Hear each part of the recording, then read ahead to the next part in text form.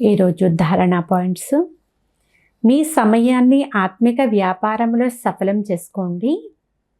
వజ్రతుల్య జీవితాన్ని తయారు చేసుకోవాలి. స్వయాన్ని సావధానపరుచుకుంటూ ఉండాలి. శరీరమని భావించే పెద్ద జబ్బు నుండి రక్షించుకునే పురుషార్థం చేస్తూ ఉండాలి. సెకండ్ పాయింట్, ఎప్పుడూ మాయకు దాసులుగా అవ్వరాదు. నేను ఆత్మను, నేను ఆత్మను అని లోపల జపం చేస్తూ ఉండాలి. మేము బికారుల నుండి రాకుమారులుగా అవుతున్నామనే సంతోషంలో సదా ఉండాలి.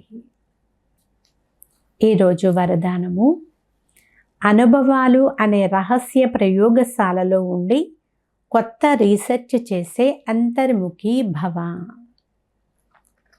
ఎప్పుడైతే మొట్టమొదట సర్వ అనుభవాలు ప్రత్యక్షమవుతాయో అప్పుడు ప్రత్యక్షత జరుగుతుంది.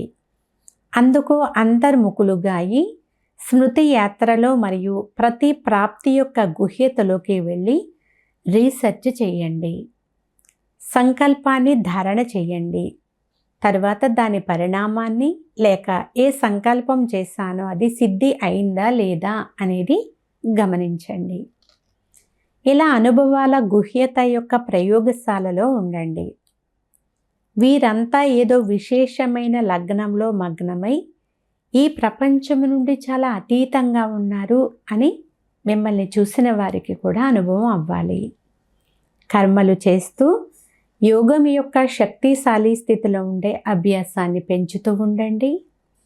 ఎలాగైతే వాచాలోకి వచ్చే అభ్యాసం ఉందో అలా ఆత్మీయతలో ఉండే అభ్యాసం కూడా చెయ్యండి.